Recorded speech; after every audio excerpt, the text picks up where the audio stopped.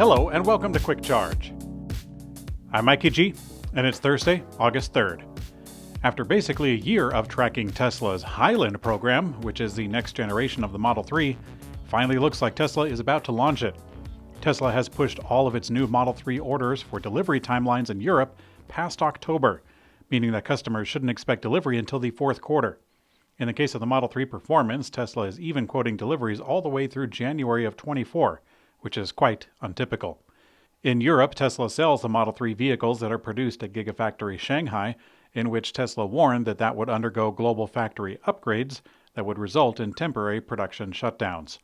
In the USA market, where Tesla makes the car in California, things are actually quite normal. The automaker appeared to have a short shutdown at Fremont last week, but we could not confirm if it was related to the Model 3. Tesla is not expecting to make an official announcement about the new version until production hits at both factories. Tesla has officially acquired Germany-based wireless charging startup Wiferion, as the automaker is expected to launch its own wireless charging platform.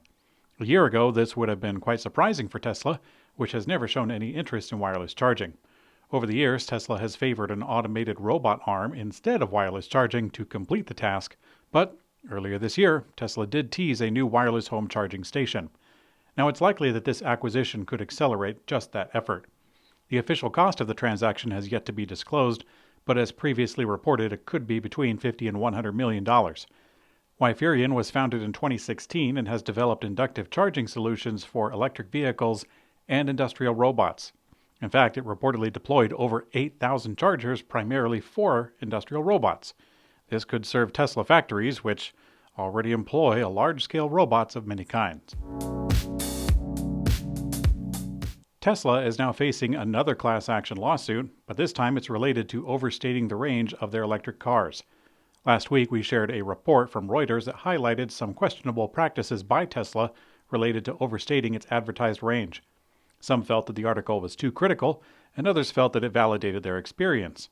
The report made some hefty claims, some of which we did not cover in Quick Charge until now, including the accusation that Tesla uses a special algorithm to intentionally deceive drivers.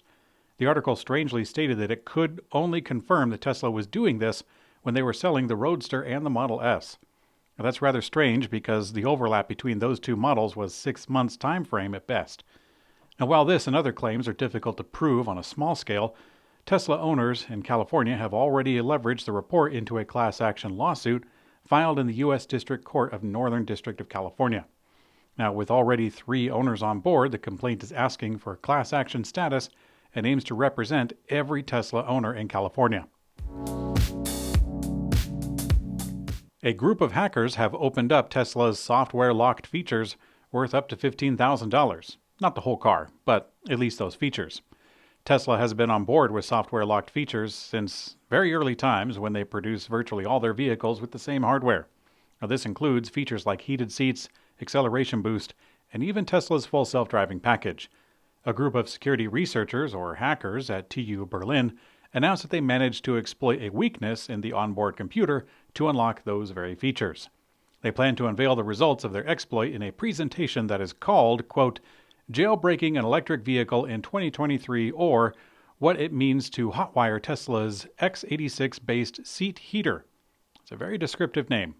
Now, generally, these exploits are shared with Tesla, and it helps the automaker secure their systems.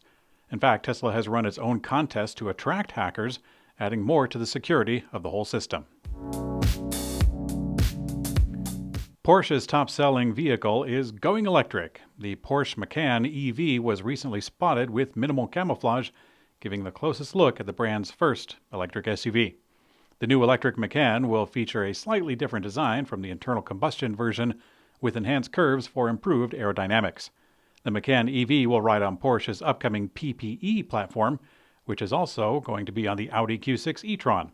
Porsche and Audi claim that the PPE performance will offer advanced performance with an 800-volt architecture, next-generation electric motors, and state-of-the-art battery and charging management. Porsche says that the vehicle will have a battery with around 100 kilowatt-hours of total capacity and fast charge capability. The top-selling electric vehicle in Sweden last month was not the Volkswagen ID.4 or a Volvo or even a Tesla Model Y. It was the BYD Atto 3. Now, the Chinese EV makers' sales continue to soar overseas and domestically as demand for functional and affordable electric cars continues to grow. According to data from Mobility Sweden, BYD sold 721 of the Atto 3 models in July. Now, looking at the year's total, the Tesla Model Y remains on the top spot with 8,901 registrations. So it's unlikely that the Atto will be able to catch up with the rest of the year. This is followed by the Volvo XC40, the Volkswagen ID.4, and the Polestar 2 in fourth place.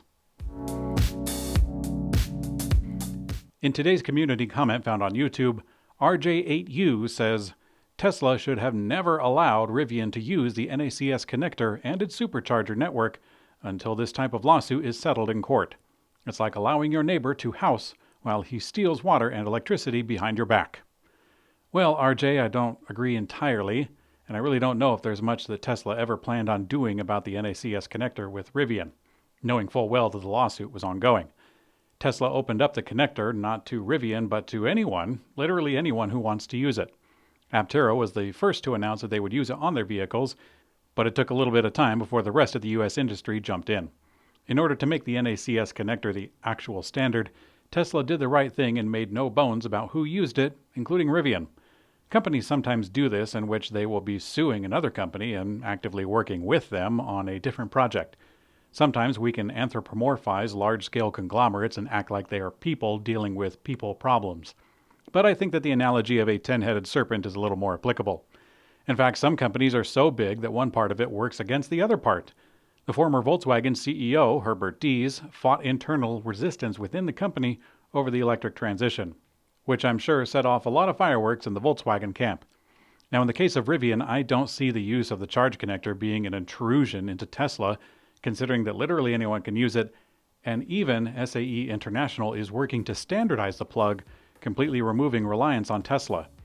Now, the details of the lawsuit, that very well could be an intrusion, but if it's taken this long to get to the point where they begin court proceedings, I can only imagine how long it's going to take to complete and finally get word to us. It's going to be a while.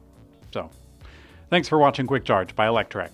I'm Mikey G, and I hope you have a great day.